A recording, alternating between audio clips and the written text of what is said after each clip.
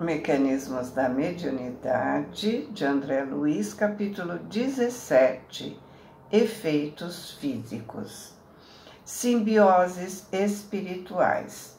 Compreendendo-se que toda criatura se movimenta no seio das emanações que lhe são peculiares, intuitivamente perceberemos os processos simbióticos dentro dos quais se efetua a influenciação das inteligências desencarnadas que tomam alguém para instrumento de suas manifestações.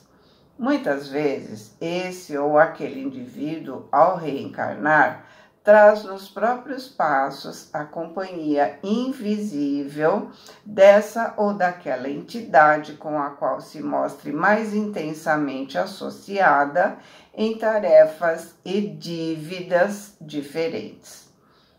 Harmonizadas da mesma onda mental, é possível sentir sua integração como se fosse hipnotizador e hipnotizado em processo de ajustamento. Se a personalidade encarnada acusa possibilidades de larga desarticulação das próprias forças anímicas, encontramos aí a mediunidade de efeitos físicos, suscetível de exteriorizar-se em graus diversos. Então, ele está falando da capacidade do encarnado de expelir as forças que fazem parte do seu corpo físico, ou seja, do seu ectoplasma. Eis porque, comumente, somos defrontados na Terra por jovens mal saídos da primeira infância, servindo de medianeiros a desencarnados menos esclarecidos, que com eles se afinam na produção de fenômenos físicos de espécie inferior, como sejam batidas, sinais, deslocamentos e vozes de forma espetacular. Então, é a junção da capacidade da criança de expelir ectoplasma e da vontade do espírito se manifestar através dos efeitos físicos.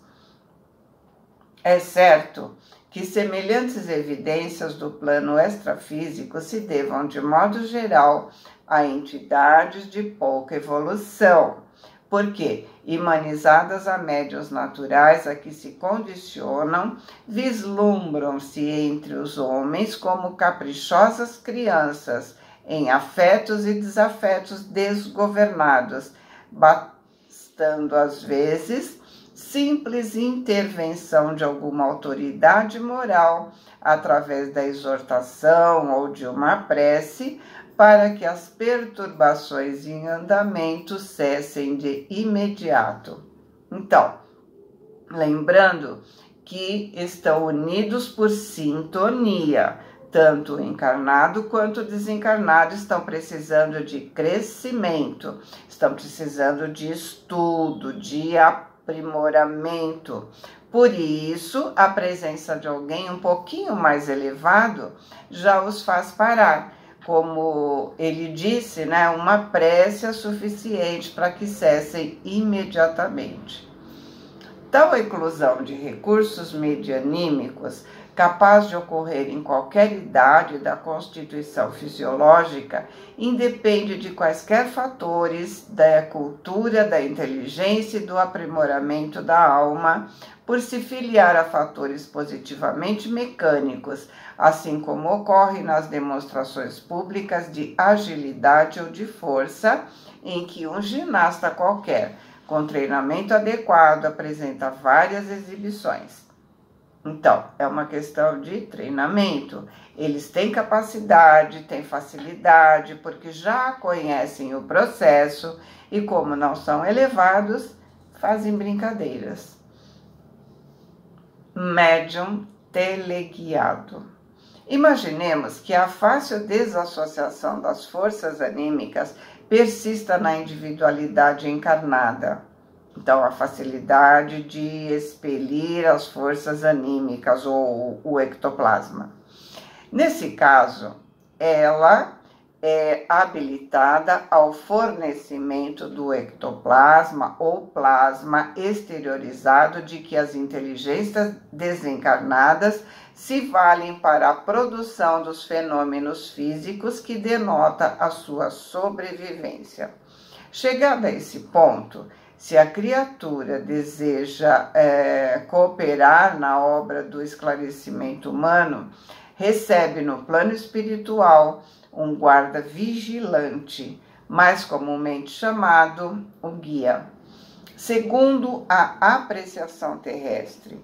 Porém, esse guarda, diante da esfera extrafísica, tem a função de um zelador ou de um mordomo responsável pelas energias do medianeiro, sempre de posição evolutiva semelhante.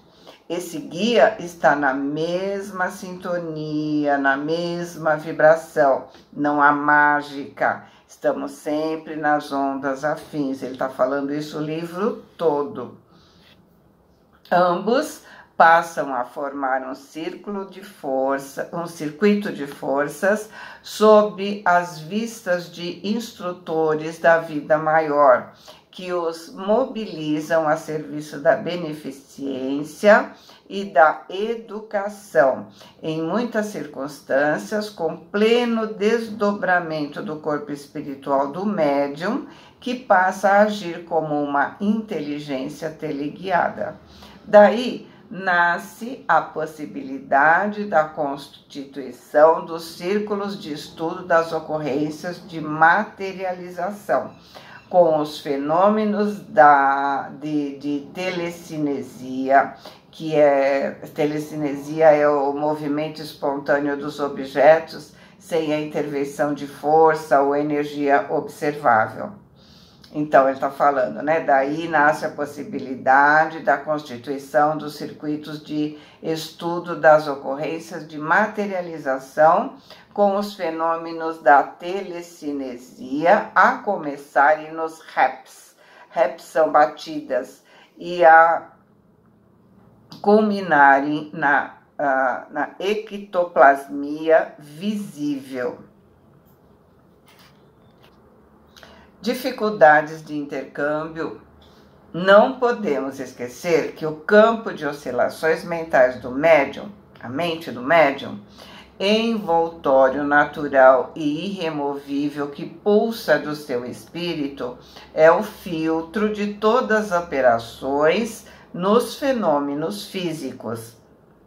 Então, a mente do médium é o filtro. Incorporam-se ao seu dinamismo psíquico os contingentes ectoplásmicos dos assistentes, aliados a recursos da natureza. Lembra em Nosso Lar, quando André pediu a Narcisa para ajudar o atual marido da esposa, e ela busca elementos da natureza para fluidificar a água e transformá-la em remédio? É isso que ele está falando, né? Usar os elementos da natureza. Mas, ainda aí, os elementos essenciais pertencem ao médium que, consciente ou inconscientemente, pode interferir nas manifestações. Consciente seria o que? A elevação através do estudo, do trabalho. Ou inconsciente, o que ele faz por conta de vidas passadas, os medos, os traumas, ou seja, consciente ou inconscientemente, ele interfere no trabalho.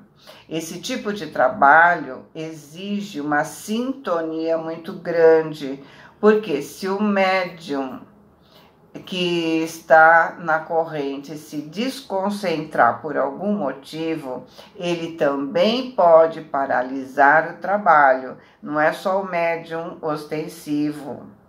Por isso a necessidade do comprometimento, da sintonia entre todos os participantes do trabalho. A exteriorização dos princípios anímicos nada tem a ver em absoluto com a o aperfeiçoamento moral. Por quê? Porque é orgânico. Assim, cumpre destacar as dificuldades para a manutenção de largo intercâmbio, dilatado e seguro no terreno. Basta leve modificação de propósito na personalidade medianímica, seja em matéria de interesse econômico ou de conduta afetiva, para que os seus raios mentais se alterem. Então, algum médium do grupo da sustentação ou de ostentação se desconcentra porque se lembra de uma conta para pagar, por exemplo, ou porque se desentendeu com alguém, ou porque lembra que alguém está precisando de vibração. Qualquer desvio de pensamento, de sintonia, é motivo suficiente para modificar o trabalho. É preciso foco, é preciso estar inteiro no aqui e agora. Verificada semelhante metamorfose, esboçam-se na sua aura ou fulcro energético formas, pensamentos, por vezes em completo desacordo com o programa traçado no plano superior, ao mesmo tempo que perigos consideráveis assomam na esfera do serviço a fazer, uma vez que a transformação das ondas mediúnicas do pensamento, imprime novo rumo à força exteriorizada, que desse modo, em certas ocasiões, pode ser manuseada por entidades desencarnadas positivamente inferiores, famintas de sensações do campo físico. Ou seja, pode haver vampirização, porque esses desencarnados positivamente inferiores buscam sensações que se têm apenas enquanto encarnados. E aí eles aproveitam a situação. Em tais sucessos, várias perturbações podem ocorrer, desencorajando experiências magnificamente iniciadas. Médiuns e assistentes, mas é preciso anotar que não somente o fulcro mental do médium intervém nas atividades em grupo. Cada assistente aí comparece com as oscilações que lhe são peculiares, tangenciando a esfera mediúnica em ação e, se os pensamentos com que interfere nesse campo diferem dos objetivos traçados, com facilidade também se ergue em fator alternante por insinuar-se de modo indesejável nos agentes de composição da obra esperada, impondo desequilíbrio ao conjunto, como acontece ao instrumento desafinado numa orquestra comum. Então, assim como o músico que toca uma nota errada acaba com a harmonia da orquestra, um médium da corrente que se desconcentra acaba com o trabalho em questão. Disso decorrem os embaraços graves para a continuação eficiente dos agrupamentos que se formam na Terra para as chamadas tarefas de materialização. Se as entidades espirituais sensatas e nobres estão dependentes da faixa de ondas mentais dos médiuns para a condução correta das forças ectoplasmáticas deles exteriorizadas, o médium também depende da influência elevada dos circunstantes para sustentar-se na harmonia ideal. É por isso que, se o medianeiro tem um espírito parcialmente desviado da meta a ser atingida, sem dificuldade se rende invigilante às solicitações dos acompanhantes encarnados, quase sempre imperfeitamente habilitados para os comprometimentos em vista, surgindo então as fraudes inconscientes, ao lado de outras perturbações de que os metapsiquistas se queixam, aliás, inconsideradamente, pois lidando com agentes mentais, longe ainda de serem classificados e catalogados em sua natureza, não podem aguardar equações imediatas como se lidassem com simples números. Ou seja, um curioso pode comprometer todo um trabalho. Lembrando que André nos alertou nos primeiros livros sobre os malefícios da curiosidade. Em Nosso Lar, ele fala muito isso, né? Não é porque a pessoa tem curiosidade sobre o trabalho e promete ficar quietinha que ela não vai atrapalhar. É preciso comprometimento total de todos os participantes. Como ele acabou de dizer, um só pensamento desviado contamina a energia do grupo, quebra o elo da corrente e, consequentemente, vai causar mal-estar ao médium ostensivo, porque o ectoplasma que ele doou, ao ser reposto no final do trabalho, ele vai ser reposto com a contaminação desse indivíduo que não estava preso no trabalho, né? Que estava vagando, que estava com curiosidade, enfim, dessa pessoa que desviou o foco. Lei do campo mental. Os metapsiquistas se lamentam amargamente de que a maioria dos fenômenos mediúnicos se encontram contaminados de obscuridades e extravagâncias e de que, por isso mesmo, a doutrina da sobrevivência para eles se mostra repleta de impossibilidades. Estabelecem exigências e, depois de atendidos, acusam a instrumentação medianímica de criar personalidades imaginárias, exageram a função dos chamados poderes inconscientes da vida mental, estranhando que a força psíquica como recurso mediador entre encarnados e desencarnados não procede na balança da observação humana à maneira, por exemplo, das combinações do cloro com o hidrogênio.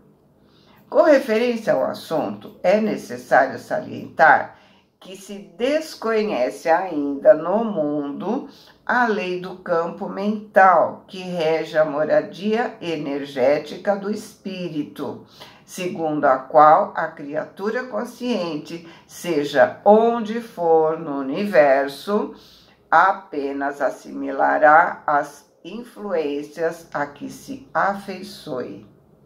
Afins atraem afins. Cada mente é como se fosse um mundo de per si, respirando nas ondas criativas que despede, ou na psicosfera em que gravita para este ou aquele objetivo sentimental, conforme os próprios desejos, sem o que a lei de responsabilidade não subsistiria. Então, cada um de nós gravita nas ondas em que se sintoniza com seus afins e somos responsáveis pelo que emanamos e recebemos. Um médium, ainda mesmo nas mais altas situações de amnésia cerebral, do ponto de vista fisiológico, não está inconsciente de todo na faixa da realidade espiritual e agirá sempre, nunca com aspecto de um autônomo perfeito, mas na posição de uma consciência limitada às próprias possibilidades e às disposições da própria vontade. Ou seja, Mesmo que ele não lembre, sua consciência sabe o que foi feito. E nada pode ser feito se não estiver de acordo com a vontade do médium. Nada pode ser feito contra os seus princípios. Já foi dito isso em capítulos anteriores.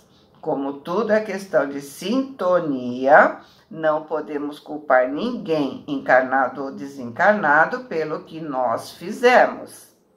Nada é feito sem o nosso consentimento. Futuro dos fenômenos físicos. No entanto, devemos declarar que conhecemos em vários países alguns círculos de ação espiritual, nos quais a sinergia das oscilações mentais entre médiuns, assistentes e entidades desencarnadas se ergue a níveis convenientes, facultando acontecimentos de profunda significação nas províncias do espírito. Apesar de, até certo ponto, servirem apenas como índice de poder mental ou de simples informações sem maior proveito para a humanidade, tal o mecanismo compreensivelmente fechado em que se encerram. Porém, a ciência humana caminha na direção do futuro. A nós, os espíritos desencarnados, interessa, no plano extrafísico, mais ampla sublimação, para que façamos ajustamento de determinados princípios mentais com respeito à execução de tarefas específicas. E aos encarnados, interessa a existência do plano moral mais alto para que definam com exatidão e propriedade a substância ectoplasmática, analisando seus componentes e protegendo as suas manifestações, de modo a oferecerem às inteligências superiores mais seguros cabedais de trabalho, equacionando-se com os homens e para os homens, a prova incontestável da imortalidade. Bem, como ele está dizendo, a ciência está em busca e achará provas da materialização. A nós cabe nos instruirmos, cabe o vigiar e orai, cabe a disciplina. Nós já sabemos da importância do estar aqui e agora. Estar no aqui e agora é importantíssimo. Da necessidade de nós mantermos a nossa vibração. Sabemos que qualquer deslize de pensamento ou de sentimento é suficiente para mudarmos de faixa vibratória e, principalmente, sabemos que a responsabilidade pelo que nos acontece é única e exclusivamente nossa. Boa semana, fiquem com Deus, amo vocês.